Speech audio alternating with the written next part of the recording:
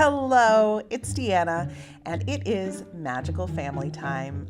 I know you know all about going to the Wizarding World, about riding on rides, and about getting your wand and finding out how to use that wand in all of those special magical places.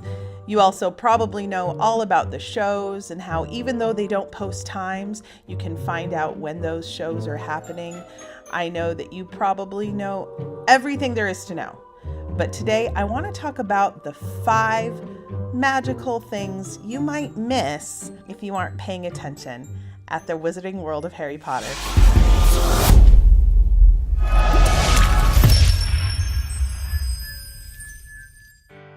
First, we're going to talk about the Fantastic Beasts and where you can find them.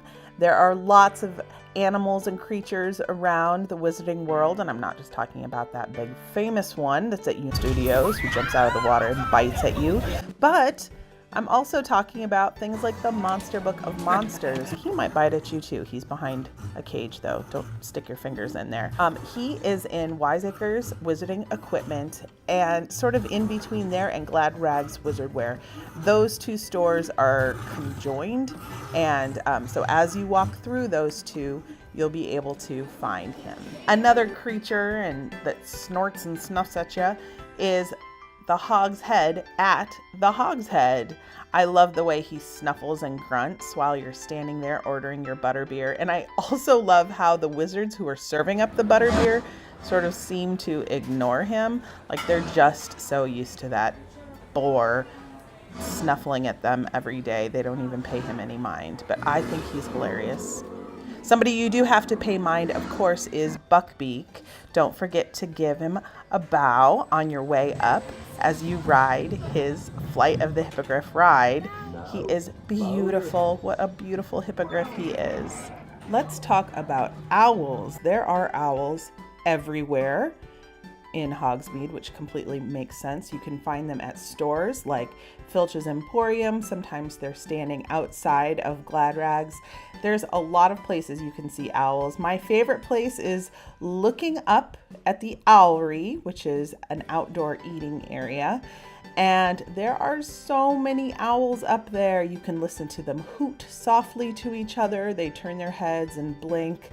And my kids really liked how you can see their droppings. It's kind of gross. Speaking of owls, let's talk about Owl Post, which I think is the most magical part of the Wizarding World.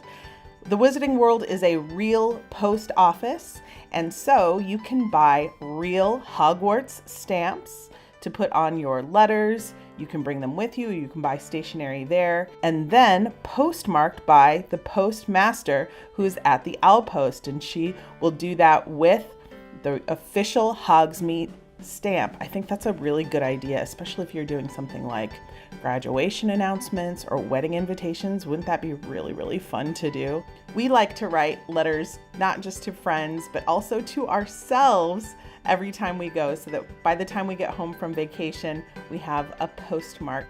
You can buy a quill at the Owl Post for your letter writing, but did you know you can also borrow a quill? They'll be happy to lend you one as long as you return it.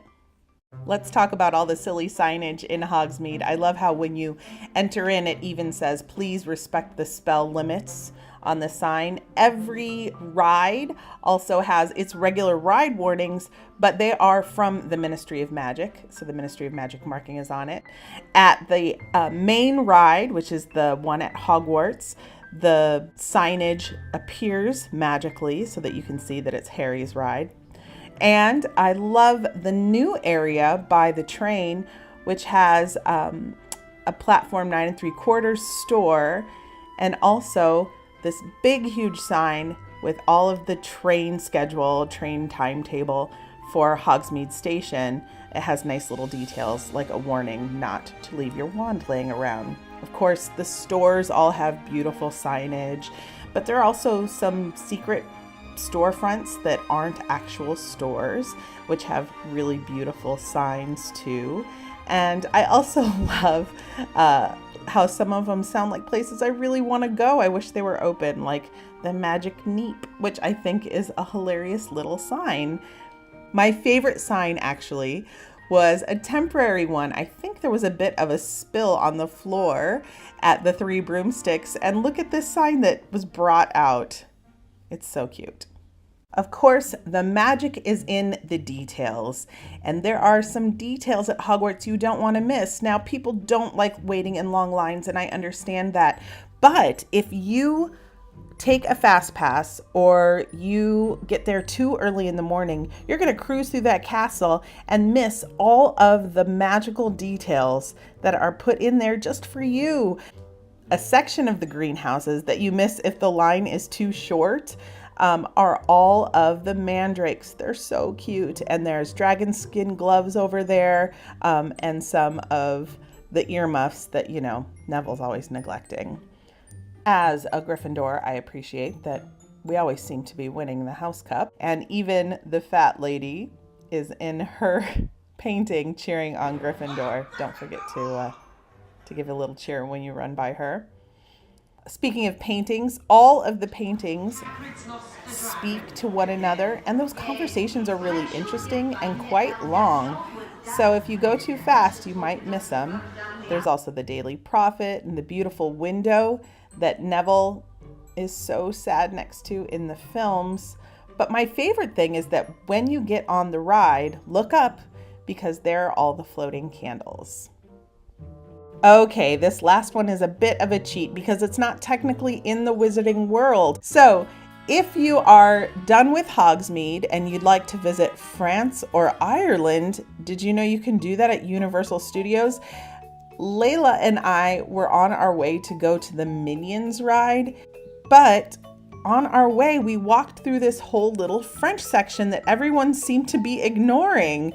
So it's themed as though it's part of the Tour de France area. It's definitely got a Paris vibe to it. There are even these cute Vespas parked, and you can take your pictures with those. It's a really cute, very Instagrammable moment. In that area, there's also a French pastry shop that serves fresh fruit. So if you're a little tired of park food, I'd say head over on the way to the Minions area and you can stop in France. There's a replica of the Moulin Rouge, and honestly, nobody seems to pay it any mind. It's so bizarre. Around the corner from there, right across the walkway from the Minions ride, is this plaza that is completely secluded off and completely sequestered, and it plays this beautiful French music inside of it, and these amazing clowns walk through, and I just loved it. It was literally one of my favorite things at Universal. No rides, just really calm, quiet, a lovely place to sit, have a coffee, and wait for the kids to get off the 3D rides. I loved it. I just sat there with my wand, feeling very magical, feeling very fleur de la cour inside of there.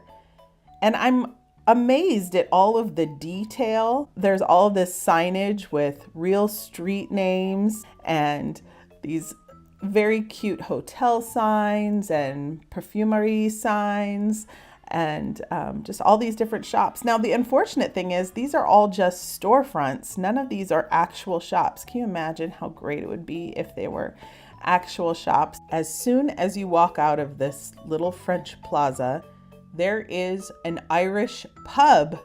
It's a full-on Irish pub. And so why not march into there, grab a drink, and toast to Seamus's mom for finally coming around and supporting the chosen one. I was blown away. Anyway, thanks for watching. I hope you also have some magical places that you'd like to share with us, so please leave those in comments. Aloha nui loa.